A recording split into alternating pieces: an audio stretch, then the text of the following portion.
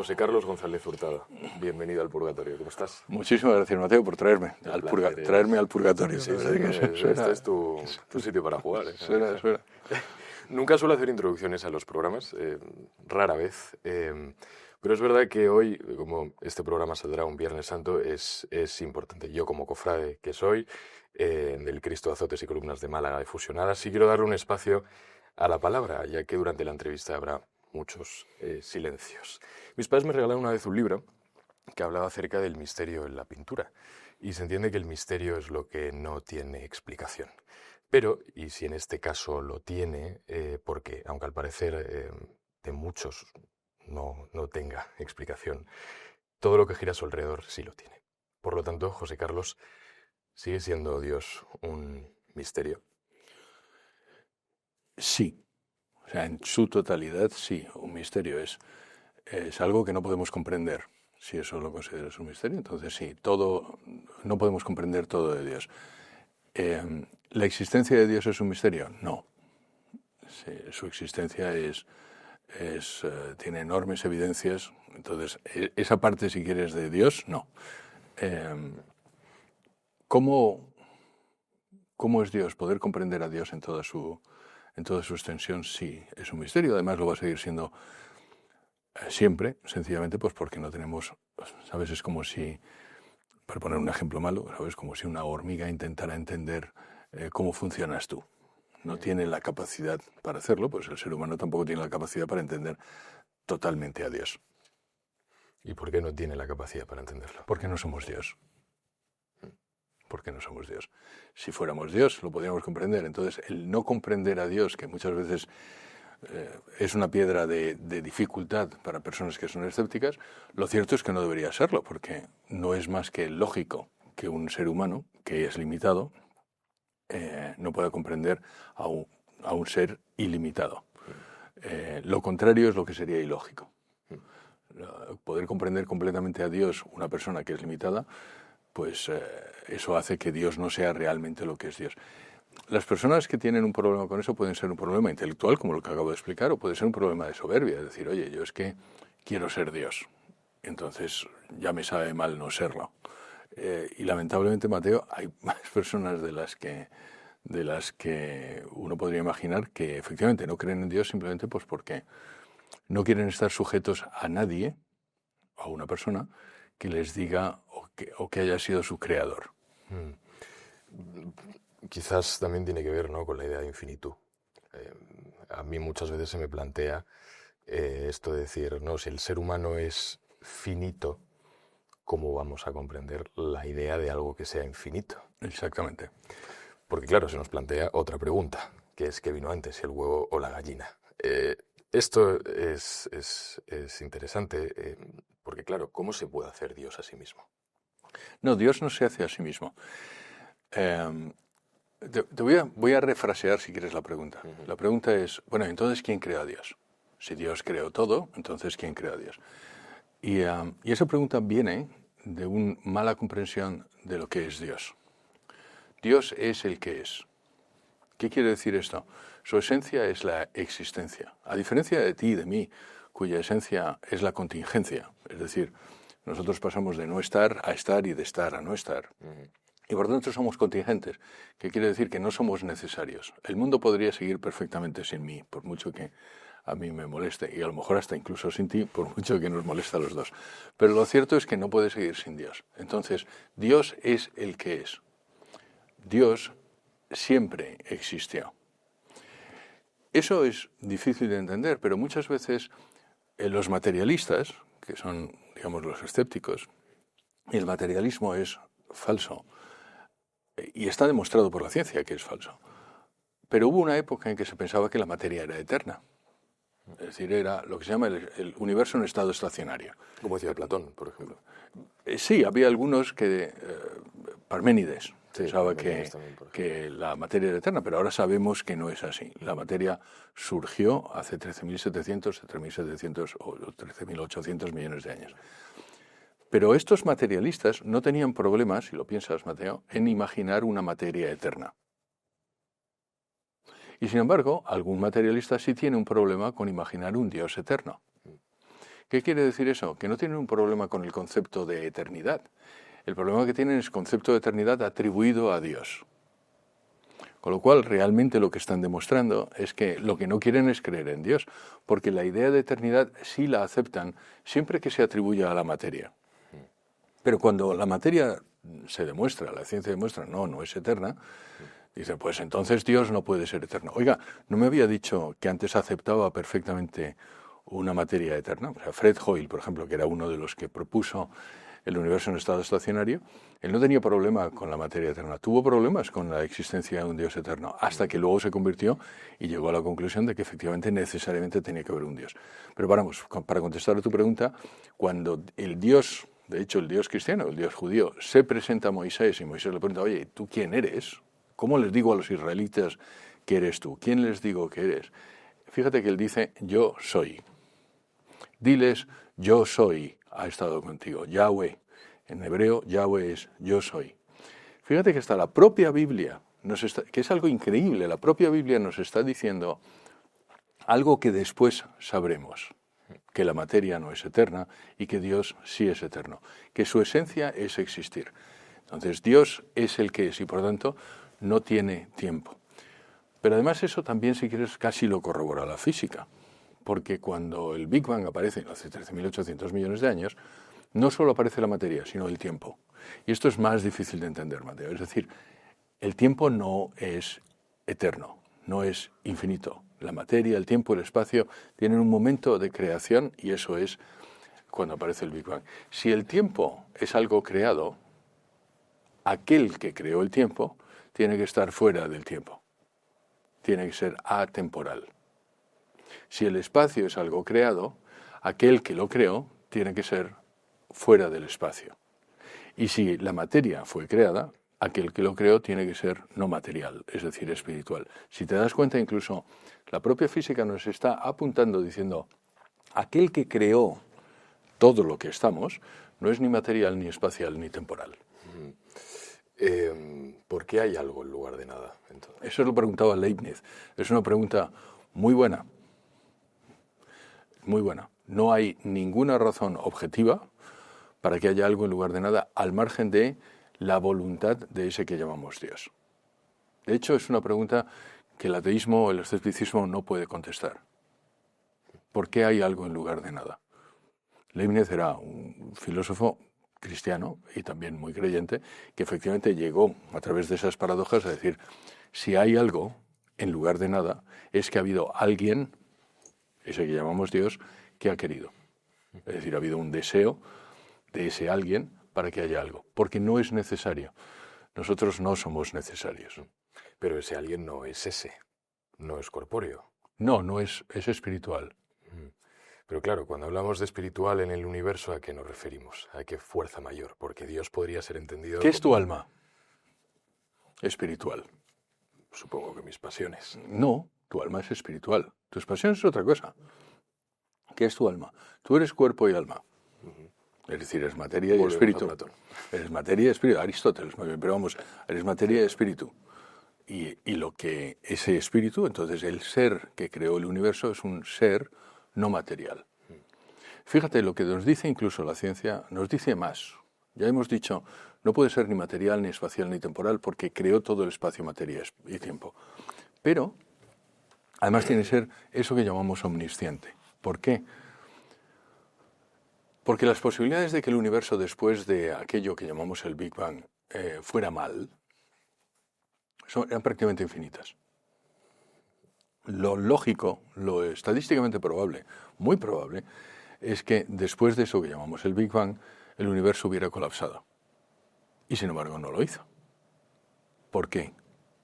Porque todas las constantes de la física están ajustadas prácticamente milimétricamente para que tú y yo podamos estar aquí, para que la vida suceda. Cuando un escéptico se enfrenta con este problema, lo que suele hacer es soslayarlo. Decir, oye, no lo quiero mirar. No lo quiero mirar, o simplemente he tenido mucha suerte. He tenido mucha suerte. El universo podía haber salido mal, pero ha salido bien. Oye, pues a alguien le toca la lotería. Pero no es así, Mateo, porque realmente no es que te toque la lotería una vez. Es como si te tocara toda la lotería todos los días del año. Esta mañana cuando te has levantado y has visto que había sol, te ha parecido lo más normal del mundo. Bueno, pues no lo es. Debería no serlo, y sin embargo lo es. Con lo cual ese ser, ese alguien o algo, además de espiritual y de atemporal, cuida de su creación. Es eso que llamamos bueno. Y es enormemente inteligente, eso que llamamos omnisciente. Pero ¿por qué no es lo normal? O sea, porque según los tiempos de Dios está todo pautado. No es normal porque estadística... O sea, si me la pregunta es ¿por qué no es normal que el universo no haya colapsado? Esa es la pregunta. Sí, por ejemplo, o el que me despierte todos los días. Pues porque realmente las posibilidades de que eso sucedan estadísticamente son muy pequeñas. Te voy a poner un ejemplo. Vale. Hay un señor que se llama Roger Penrose, que es premio Nobel de Física del año 2020, y él calcula cuáles son las posibilidades de tener un universo antrópico, es decir, un universo que te permita a ti y a mí vivir, un universo que permita la vida humana, basándose solo en una variable, que es la entropía. La entropía es la medida del desorden en un sistema. Eso, digamos, lo descubre o lo incluye en la física un señor que se llama Boltzmann, que era católico, que define la segunda ley de la termodinámica. Y la segunda ley de la termodinámica lo que demuestra es que la entropía siempre aumenta. Es decir, el desorden tiende a aumentar en un sistema. Siempre. Sin embargo, tú miras a tu alrededor y te das cuenta de que hay orden. Y hay vida. ¿Por qué? Eso el propio Einstein decía, no deberíamos esperar el orden que vemos a nuestro lado. No es lógico. Estadísticamente es improbable. Pero el señor Penrose calcula cuáles son las posibilidades de tener un universo como el que tenemos, es decir, que te permita a ti y a mí vivir, basándonos solo en la entropía, no en la coincidencia de la fuerza de gravedad fuerte con la fuerza de gravedad débil, la fuerza nuclear débil, no, sino solo en la entropía.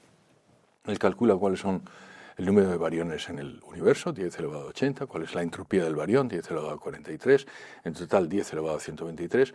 Como los espacios de fase son el logaritmo de la entropía, aquí me tienes que creer, entonces la inversa es el exponencial, con lo cual llega a la conclusión de que hay una posibilidad entre 10 elevado a 10 elevado a 123 de que el universo exista y permita tener vida.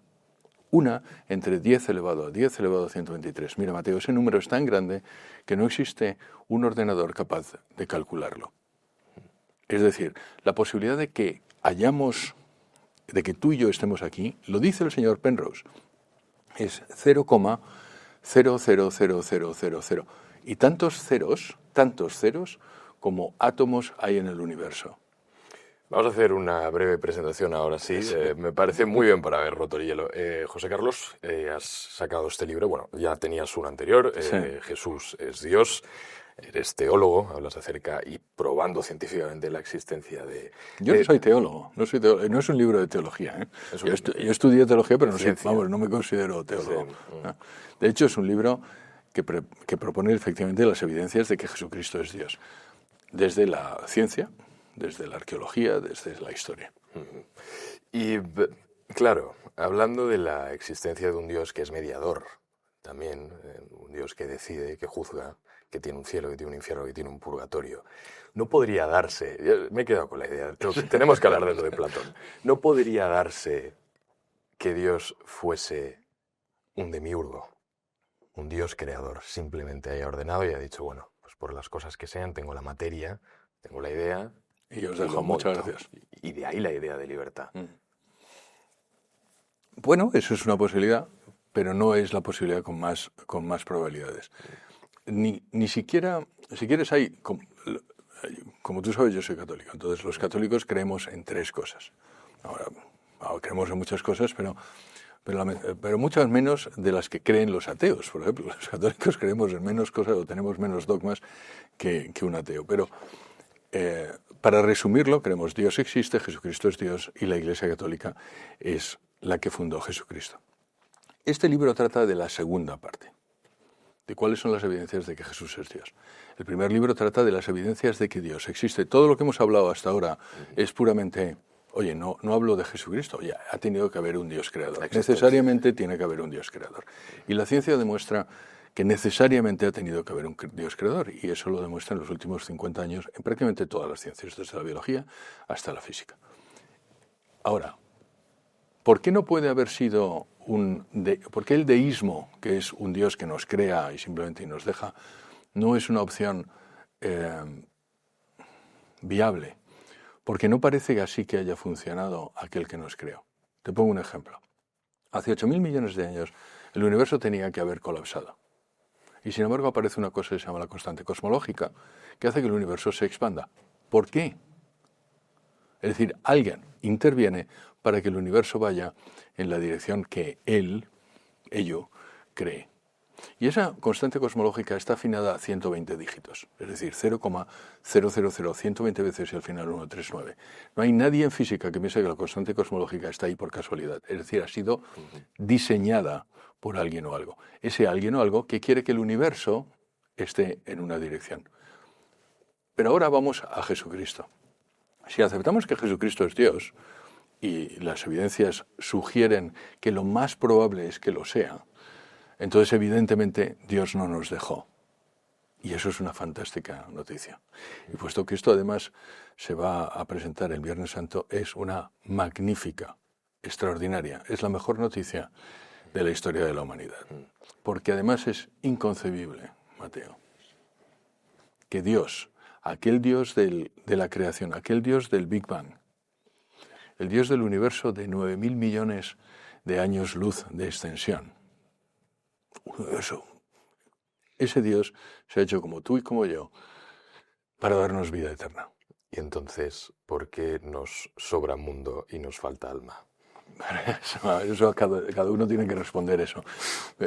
Pero la cuestión es que, pero vamos, es buena pregunta, que expandamos el alma y dejemos al mundo en su propio sitio. Pero vamos, esa es la respuesta. El hecho de que Jesucristo se haya encarnado rompe, o sea, no es probable, no es lógico, y sin embargo es así.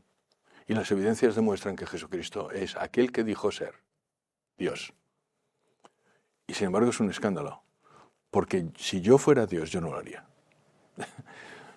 Gracias a Dios no soy Dios. Y eso demuestra que Dios es infinitamente mejor que yo.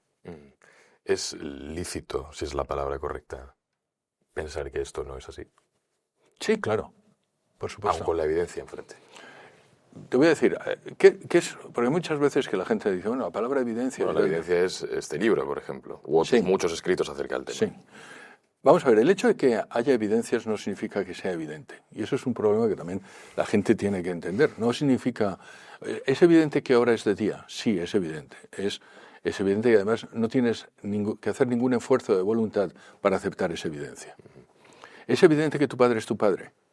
Sí, pero ya tienes que hacer algún esfuerzo. Y no quiero decir que no haya evidencias, pero, perdona, pues a lo mejor, bueno, mi padre sea mi padre, ¿vale? Pero lo que quiero decir ¿es evidente que el taxista sabe conducir? Sí, sin embargo, no le pides el carnet de conducir. Lo que quiero decir es que nosotros funcionamos realmente con fe. Si lo piensas, prácticamente todos tus conocimientos se basan en que alguien te lo ha dicho, alguien que tú confías te lo ha dicho. Pero dicho esto, lo que yo quiero hacer en este libro es, no, vamos a las evidencias duras. ¿Qué es lo que nos dice la arqueología? ¿Qué es lo que nos dice la historia? ¿Qué es lo que nos dice la ciencia de Jesús de Nazaret? Y Jesús de Nazaret, lo más probable, o sea, así como digo, lo único razonable es creer que Dios existe, lo más razonable es creer que Jesucristo es Dios. ¿Uno puede escaparse? Sí. ¿Qué quiere decir escaparse? Es lo que yo digo en el escepticismo de las fisuras. Muchas veces el escéptico está buscando alguna excusa para seguir siendo escéptico. No está buscando realmente, intelectualmente, la verdad. Y siento decirlo, no es honesto intelectualmente consigo mismo. Es decir, yo quiero ser escéptico, entonces voy a buscar fisuras por las que poder acomodar mi escepticismo. Este libro mata muchas de esas fisuras, porque... sí, Jesucristo no era un loco, no, Jesucristo no era un maníaco, no, Jesucristo no es una manipulación, que eso se suele decir. Lo que tú tienes en tu Biblia corresponde con aquello que se escribió en el siglo I, y aquí están las pruebas. Y sí, Jesucristo existió. Y como solo puede haber dos posibilidades, o Jesucristo es Dios o Jesucristo no es Dios, si descartamos todo el resto, lo que nos queda es que Jesucristo es Dios. Te voy a poner un ejemplo. Si en este estudio tú me dijeras, solo hay Coca-Cola, agua y café, y yo te demuestro que el líquido que tiene este vaso esta copa, no es ni Coca-Cola ni café, ¿qué es lo que necesariamente es? Agua. Y eso es lo que hago en la primera parte del libro. Si yo descarto todas las otras posibilidades de Jesucristo, lo que nos queda es que es eso que dijo ser Dios. Entonces todo se reduce hasta el creerse este libro en un acto de fe. No, porque no es fe. Fe es, vamos a ver. Y gracias por la pregunta, porque fe, ¿qué es fe? Fe, muchas veces la gente dice, bueno, creer sin tener pruebas. No, no es eso. No es eso. Fe, según San Agustín, es pensar con asentimiento. Pero primero pensar con asentimiento. Y dice Santo Tomás que la fe es un acto de una moción del entendimiento, o sea, primero pensar, bajo el imperio de la voluntad, el que querer, asistida por la gracia, que es lo que normalmente la gente llama que es fe. Es decir, oye, que Dios te da un don. Sí. Pero no es solo un don. Entonces, lo que pone este libro es, te pone prácticamente los prolegómenos de la fe. Es decir, oye, lo único que tienes que hacer es no negarte a la evidencia. Pero el ser humano se puede negar a la evidencia. ¿Sabes? Hay gente que piensa que Elvis está vivo. Hay gente, yo viví en la antigua Unión Soviética, que insistía en que los americanos nunca llegaron a la Luna. Entonces, el ser humano se puede negar a la evidencia. Pero lo que yo estoy poniendo aquí es poniendo la evidencia de tal forma que cualquier espíritu intelectualmente honesto llega a la conclusión que necesariamente tiene que llegar, y es que Jesucristo es Dios. Hablando de la fe, la película del Cónclave, que salió el año pasado, si no me equivoco. No la he visto. La película del Cónclave retrata cómo se elige al próximo papa, muere el papa que estaba y eligen al próximo, ¿no? Hay una de las frases de la película, en el último speech que él hace, que dice en italiano: Dio mio, ¿perché me ha abbandonato? ¿Por qué me has abandonado? ¿Por qué nos abandonó Dios? Dios no nos ha abandonado. Voy a hacer la respuesta, si te parecen, dos cosas. Porque esa frase que la dice Jesucristo cuando está colgado, a mí me producía digo, oye, si es Dios, ¿por qué dice eso? Hasta que lo estudié. Entonces resulta que lo único que está haciendo Jesucristo es citar un salmo, que creo que es el Salmo 21, por su título. Cuando tú mencionas este libro, tú dices, Jesús es Dios. Los antiguos hebreos, como no tenían títulos, es decir, mencionaban los salmos, no por el Salmo 21, como yo acabo de hacer, sino por el título del salmo, es decir, los dos primeros versículos. Y lo que está haciendo Jesucristo en aquel momento es decir, esto se está cumpliendo ahora. Y el Salmo de David, que es porque me has abandonado, realmente es un grito que termina ese salmo diciendo, el Mesías ha llegado, y es la culminación del plan de Dios. Es decir, está diciendo Jesucristo, esto está pasando en este momento. Sí. Cuando yo estoy colgado en la cruz, está pasando eso que David predijo, ¿sabes? La profecía es de David, de hecho, hay bastantes profecías en los salmos sobre el Mesías, y eso es lo que está pasando. Ahora, la segunda parte, ¿Dios nos ha abandonado? No. No tienes más que ir a la iglesia y está todos los días con nosotros. Nosotros nos hemos abandonado a nosotros mismos. Algunas veces sí. En el momento en que tú dices no a Dios, el que te estás abandonando eres tú. Ayer tenía una conversación con alguien. Jesucristo, Dios, insiste. Vamos a ver, hablábamos hace un momento de tu padre, del mío. Tú no tienes hijos. No. Bueno, preguntar no es ofender. Me encantaría, preguntar no es ofender. Cuando los tengas, te darás cuenta de que hay algo increíble. Y es que los quieres sin necesidad de que te quieran de vuelta. Que es algo que no pasa con otras personas. Tú quieres a tus amigos, por supuesto que sí, y a tu mujer o a tu novia, por supuesto que sí, pero esperas alguna retribución. Y además es lógico y es bueno. Sin embargo, con tus hijos no pasa así. Es algo maravilloso o sorprendente. Y además tampoco es a la inversa. Es decir, tú no quieres a tu padre o tu madre lo mucho que ella te quiere a ti. Te puedo asegurar. No es justo, pero es así. Pero a mí me ayuda a pensar cómo nos quiere Dios, que es independientemente de cómo yo me comporte. Eso no quiere decir que yo me tenga que comportar mal porque Dios me va a seguir, porque no es exactamente así. Y efectivamente el amor de un padre también mejora, digamos, o aumenta cuando el comportamiento se corresponde. Pero lo cierto es que Dios siempre insiste, del mismo modo que un padre siempre insiste. Da igual, o sea, si tú te alejas, o si alguno de mis hijos se alejan, que puede pasar, yo seguiré insistiendo. Entonces, no es que Dios nos ha abandonado, nosotros nos hemos abandonado. Es como la historia del hijo pródigo. El hijo pródigo se va a un país extranjero. Es el hijo el que se va, no es el padre el que lo echa. Y todas las personas que vinieron antes de Jesús, que no pensaban en la existencia, lógicamente, De hecho, en el pueblo judío sí se esperaba el Mesías desde antes de Jesucristo. Sí, pero vámonos todavía más atrás. No lo sé. Egipto, Mesopotamia, no lo sé, los griegos. ¿Qué pasa con ellos? Que esperaban la venida del Mesías. Eso nuestra religión también lo tiene respondido. De hecho, cuando dice Jesús bajó a los infiernos, lo que hay, si quieres, es bajó a aquel sitio donde estaban todas las almas que habían vivido antes de la venida del Mesías.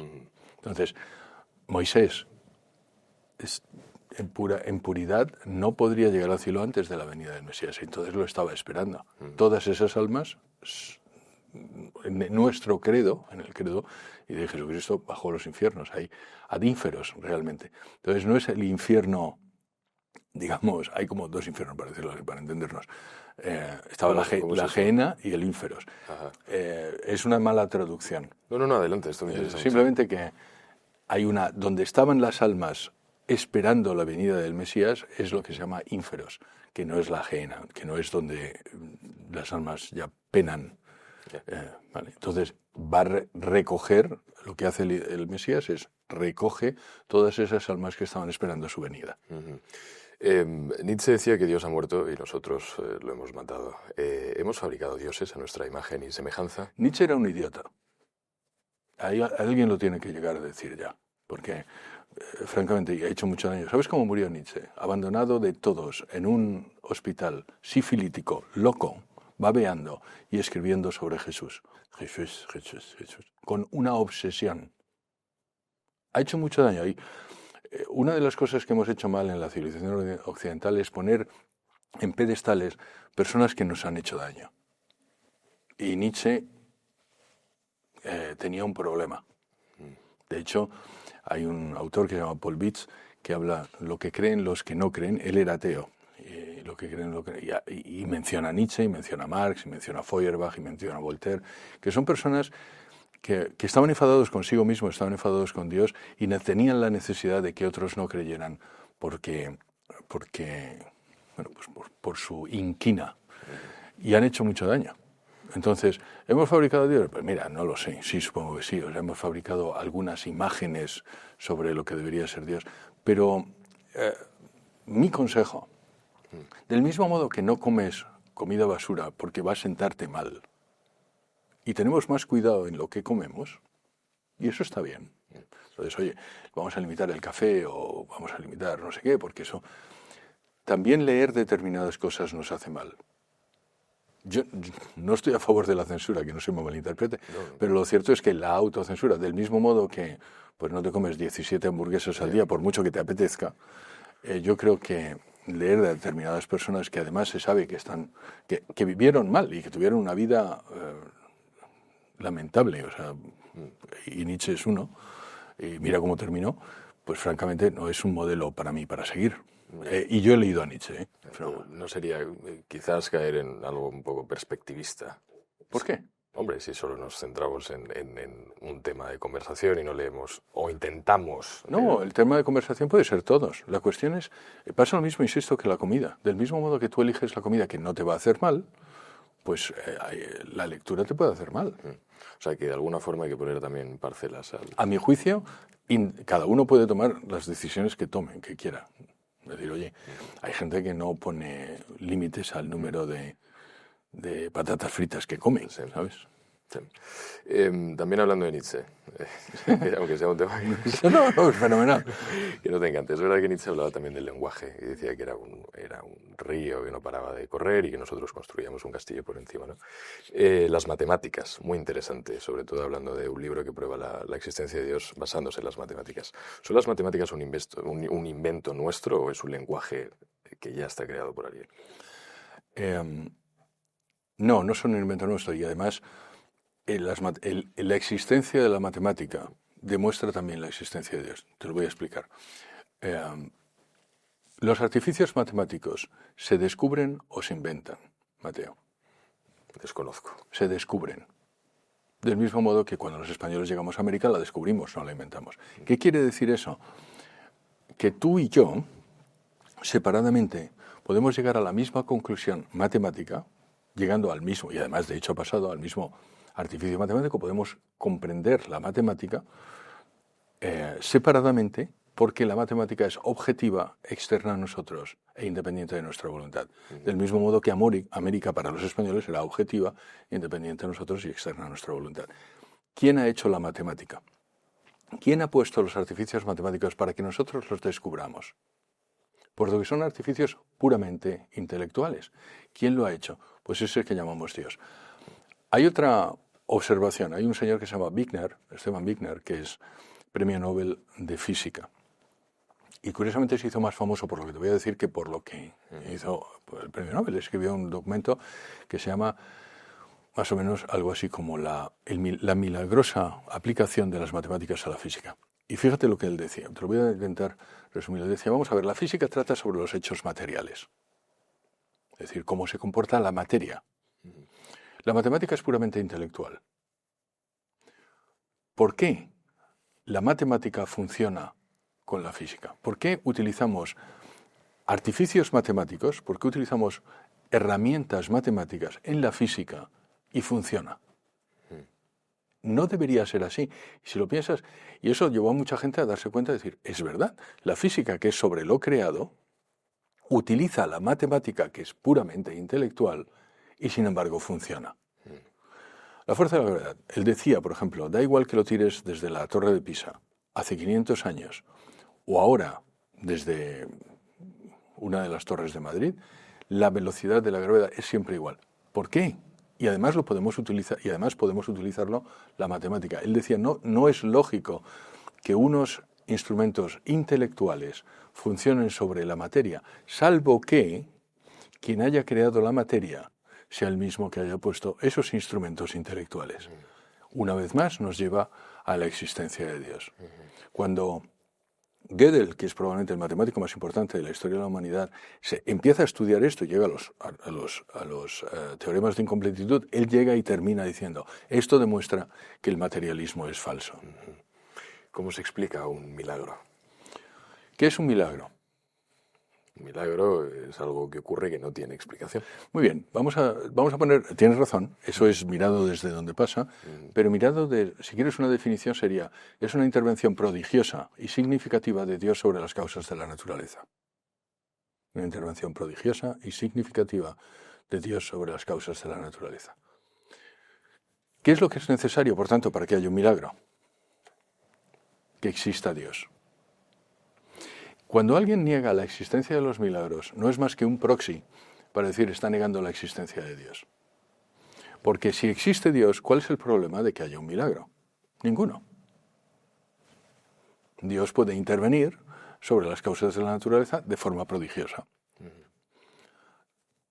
Te voy a poner un ejemplo. Cuando te acuerdas cuando tú estabas en el colegio y venías el lunes por la mañana, a la primera matemáticas, a la segunda lengua, a la tercera. Y sin embargo llegaba el director del colegio y decía, esta semana, el lunes por la mañana ustedes no tienen clase de matemáticas porque quiero que todos vayan al polideportivo porque va a haber una charla sobre... Era lo mismo. ¿El director del colegio puede hacer eso? ¿Está en su autoridad a hacer eso? Sí. ¿Eso cambia el hecho de que tu horario sea el lunes por la mañana matemáticas y luego lengua? No. Hace una intervención significativa sobre tu horario. Eso es un milagro. El director decide que hace una intervención sobre las causas de la naturaleza. O sea que desde la física o la química no se podría explicar. No se puede explicar. Y eso es lo que hace un milagro. Es un vacío, digamos, dentro de esa explicación. Vacío es decir, no, ha suspendido determinadas leyes de la naturaleza y sin embargo se producen. Y ahora la siguiente pregunta es, ¿los milagros existen? Sí.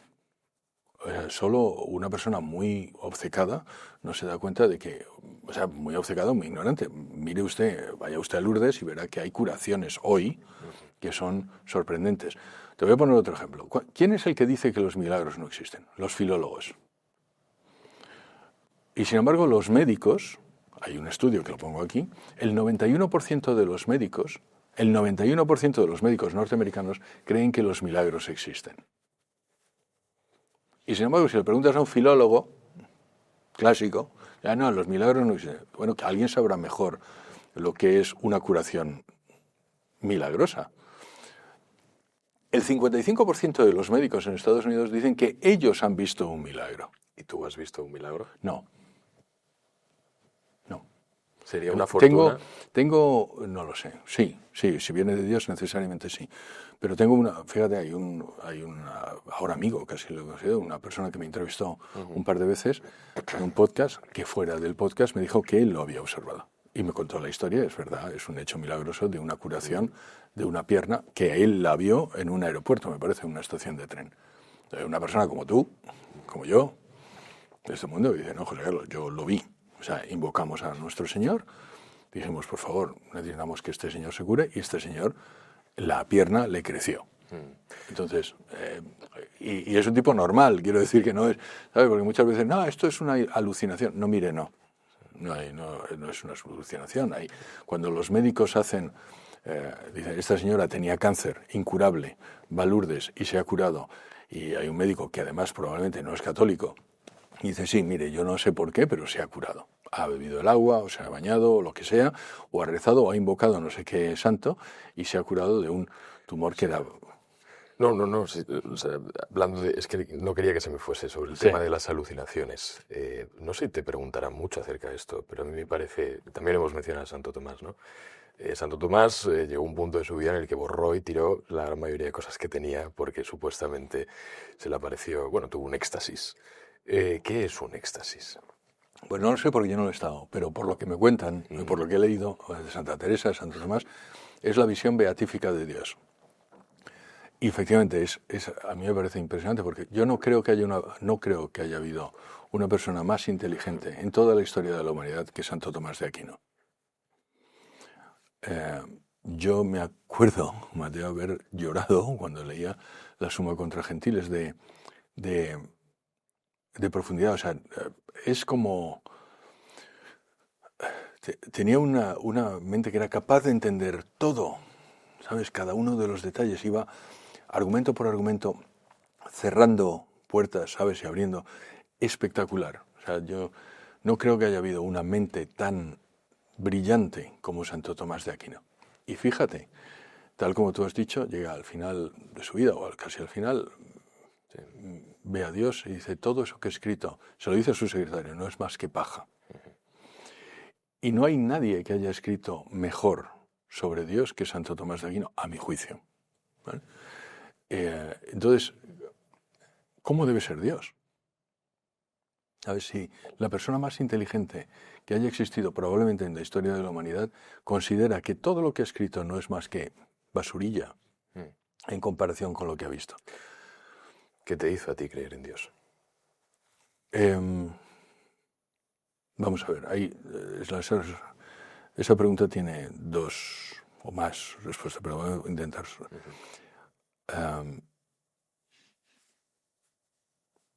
Yo nací católico, se me bautizaron de pequeño y por tanto viví en una familia que era católica y la creencia en Dios y la creencia en Jesucristo y el ser católico formaron parte de mi crecimiento de una forma muy orgánica, muy natural, muy, ¿sabes? Pero hay un momento, como pasa supongo en todas las personas, donde tú tienes que tomar una decisión sobre esto lo acepto, lo quiero o no. Esas decisiones a veces también pasan, no es una decisión en un momento, sino, ¿sabes?, a lo largo de un tiempo. Hablábamos antes de lo que es una conversión tumbativa. Hay veces que la persona se encuentra en alguna circunstancia que hace que cambie radicalmente su vida de ateo a creyente. Ese no fue mi caso. Pero a mí me pasó mientras yo vivía en Israel. Yo era entonces director general de una compañía americana y yo era el director general de Oriente Medio. Entonces yo llevaba Israel, Palestina. Y me tocó durante la época de la guerra de Irak, la intifada palestina, en fin, el 11 de septiembre. Y la vida era anormal. Lo que pasa es que el ser humano se acaba prácticamente acostumbrando a todo. Entonces yo tenía la atropina, tenía una máscara de gas, tenía un bomb shelter, o sea, un refugio antibombas en la casa. Yo iba a Palestina, yo vi, pues, gente, o sea, algunas bombas de suicidio a bomba, casi me pilla.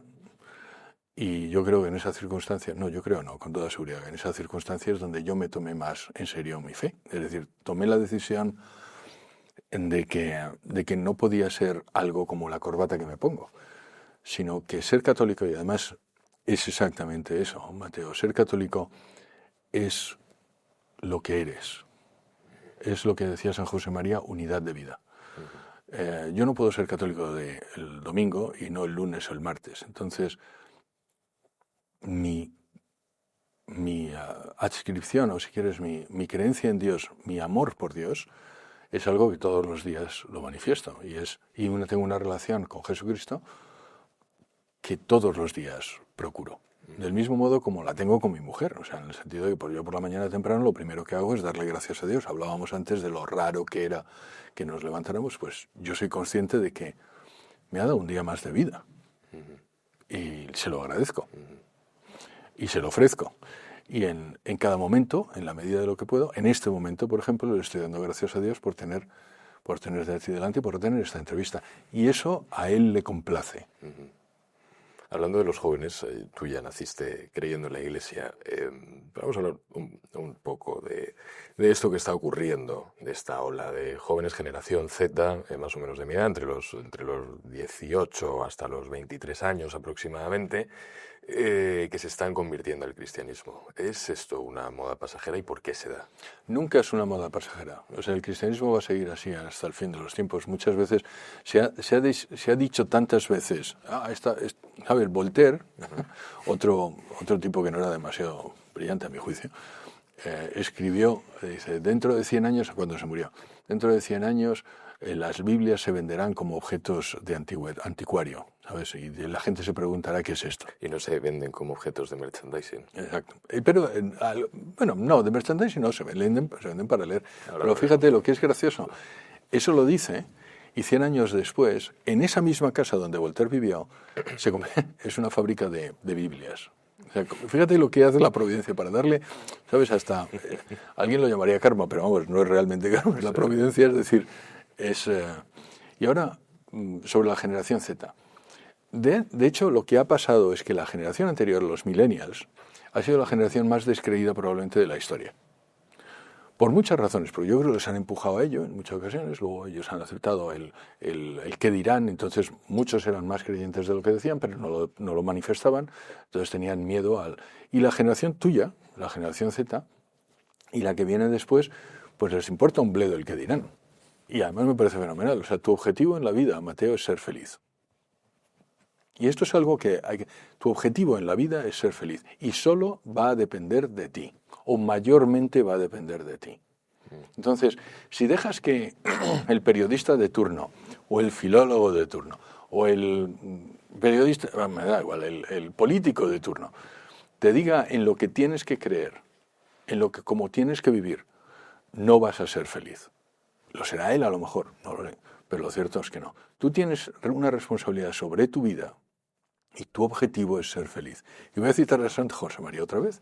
San José María decía, cada vez estoy más convencido que aquellos que son felices en el cielo son aquellos que han sabido ser felices en la tierra. Ser feliz en esta tierra y ganarse la vida eterna están unidos. Y tu objetivo es ser feliz. Y entonces el millennial le daba mucha importancia a lo que decían otros. Oye, pues no puedo creer en Dios porque esto es de tontos. El de la generación Z, lo contrario. ¿Qué haría Jesús si llegase al Vaticano a día de hoy? No tengo ni idea. No, te lo decía por el tema del merchandising. No lo sé. Si recordamos cuando Jesús llega a la puerta de la iglesia y lía y revienta todos los puestos que tenía. No era la iglesia, era el templo. Era el templo, sí. Perdón, era el templo. Pero lo cierto es que en el Vaticano, si tú vas, no venden merchandising, lo venden fuera. Esto pasa, yo tenía un amigo, cuando fundamos WTN, lo fundamos en Lourdes. O bueno, fuimos a una peregrinación en Lourdes. Entonces tengo un amigo que se llama Santiago, muy buen amigo, y que lo quiero mucho más de lo que él cree, que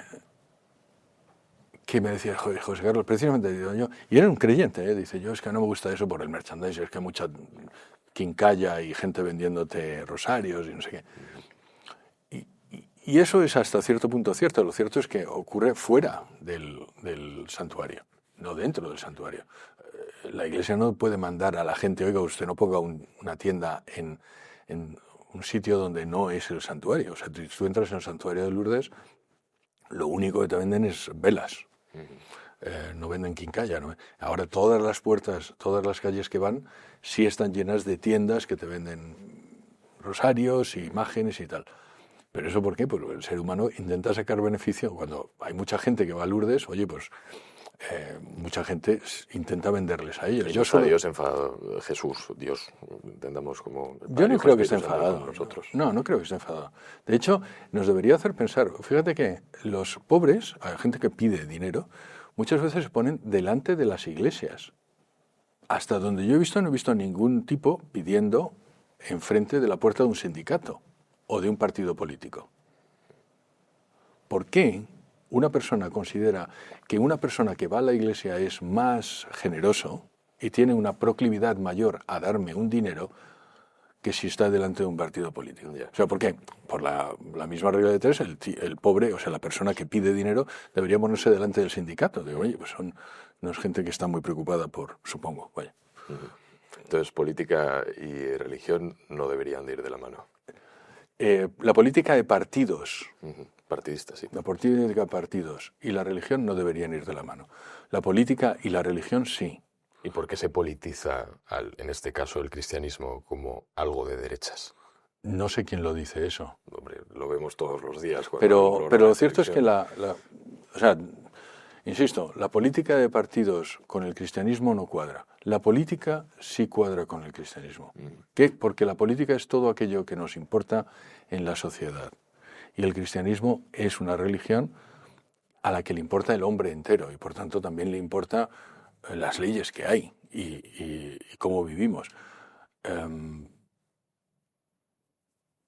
Yo de derechas o de izquierdas, y no es por evitar la pregunta, no es una atribución que yo haría dentro del cristianismo. Hay determinadas, la defensa de la vida.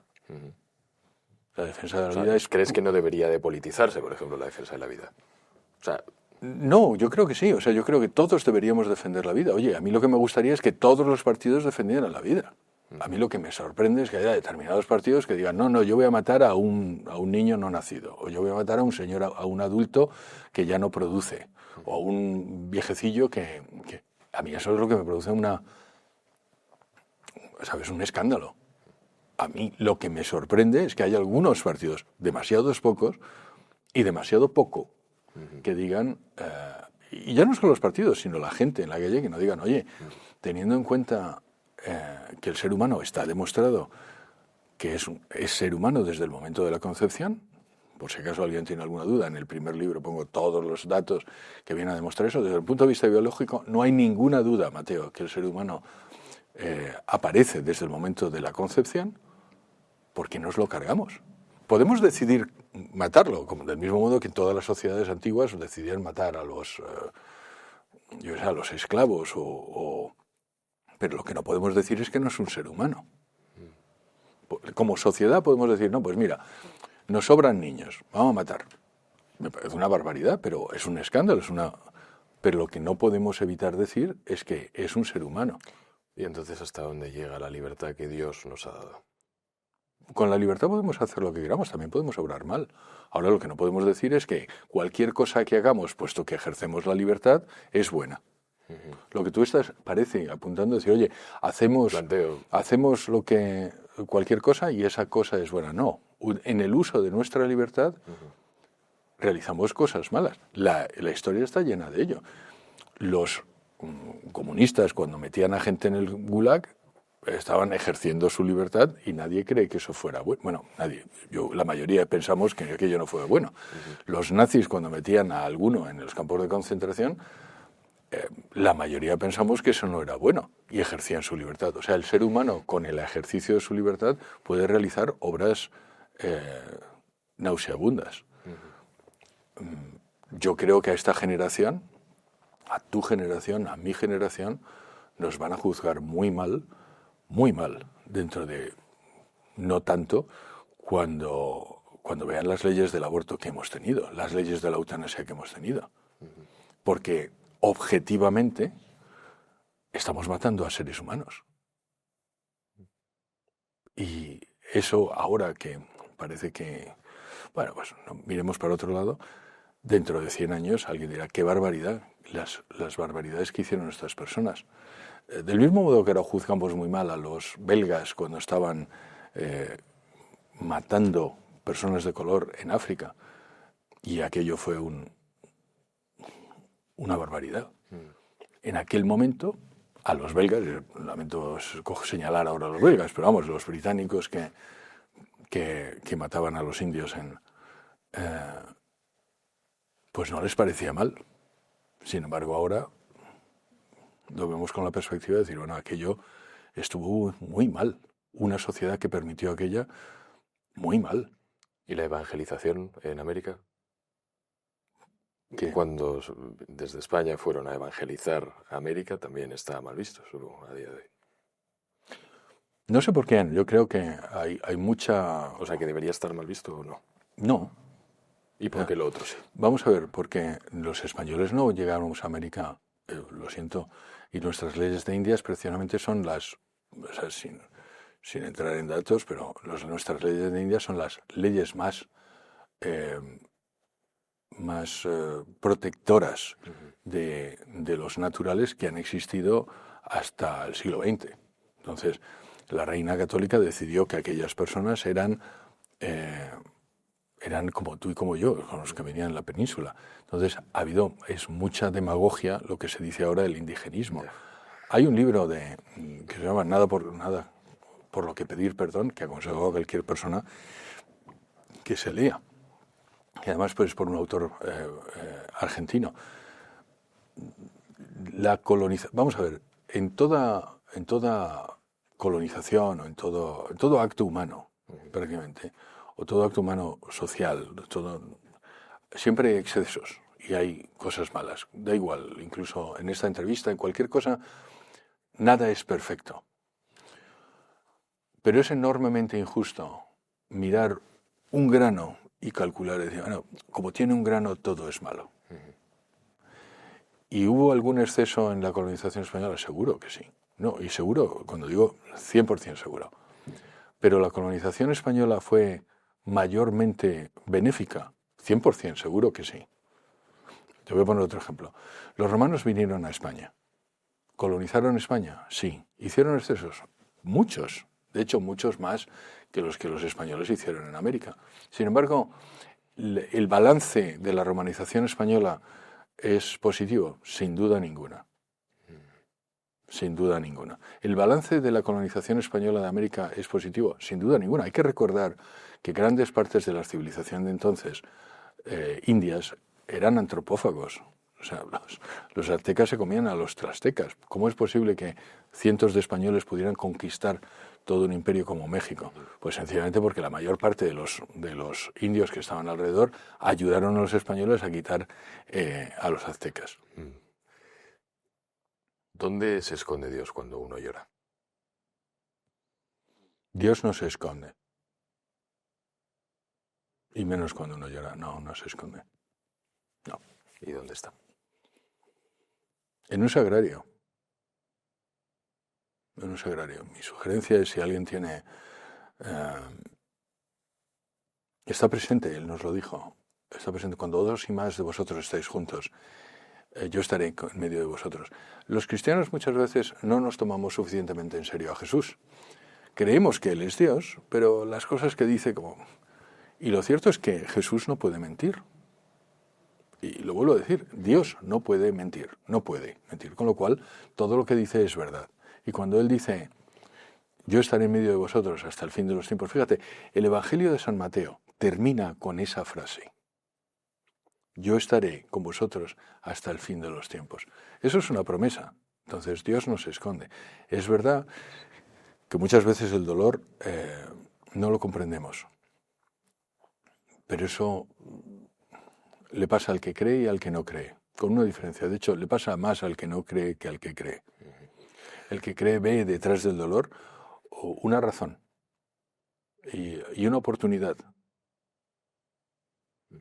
¿Estaría yo equivocado si creyese en otro Dios?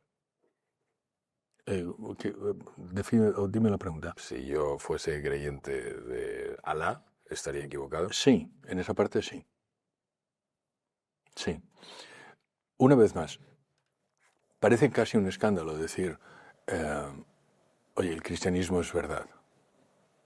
Pero te lo voy a poner por un ejemplo. Si Jesucristo es Dios y una otra religión no dice que Jesucristo es Dios, necesariamente la otra religión está errada en ese punto. Porque Jesucristo no puede ser Dios y no Dios al mismo tiempo. Entonces, si el cristiano cree que Jesucristo es Dios, y por seguir con tu ejemplo, el musulmán no lo cree, uno de los dos necesariamente está equivocado. ¿Verdad? Muy bien. Necesariamente. Sí, por necesidad. Necesariamente. Efectivamente. Con lo cual, que el cristiano diga, no, yo tengo razón y el otro está equivocado, no es más que una consecuencia lógica de su acción. ¿Tú qué has encontrado que los demás no vemos? No, hay mucha gente que lo ve. Yo no he encontrado nada que los demás... Tú lo ves. Mucha gente lo ve. Yo no he encontrado... hay gente que no lo ve. Lo que he encontrado es que Jesucristo es aquel que los profetas predijeron que iba a venir. Que Jesucristo dijo de sí mismo, yo soy Dios. Que cientos de profetas dijeron, va a venir. Es el Mesías, el Hijo de Dios. Para todos aquellos que piensen que el Hijo de Dios no es lo mismo que Dios, el Hijo de Dios en el siglo I es aquel que tiene la misma naturaleza que Dios y por tanto es Dios. Y ha venido. ¿Y qué es lo que yo sé? Pues lo que sé es que eso me da vida eterna. Y hay una cosa importante, Mateo, de la diferencia el cristianismo de otras. Hay varias cosas que se diferencian del cristianismo, pero una de las cosas es que Jesucristo no te promete tener un nuevo nivel de conciencia, una iluminación especial, ser más sabio o que no te duelan las cosas.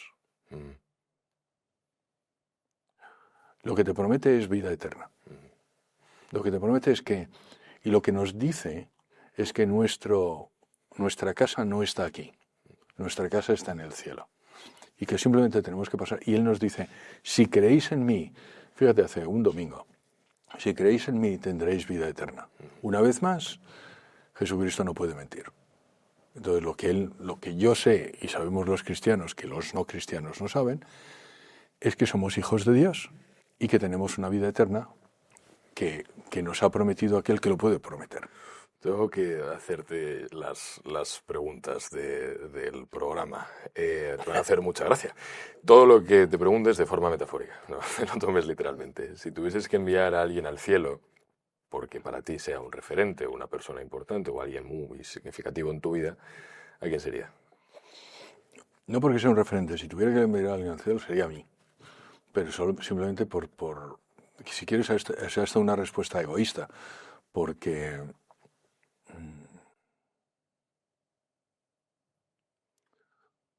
realmente mi objetivo es ir al cielo. El objetivo de todos debería serlo. Si tuvieses que enviar a alguien al infierno... A nadie. A nadie. Ni al señor Stalin, ni al señor Lenin, ¿sabes? Yo viví en la antigua Unión Soviética y vi lo que estos señores hicieron y no le gustaría a nadie. No, pero no, ni a ellos. Si tuvieses que enviar a alguien al purgatorio... A muchos, a todos, a muchos de estos. ¿Sabes?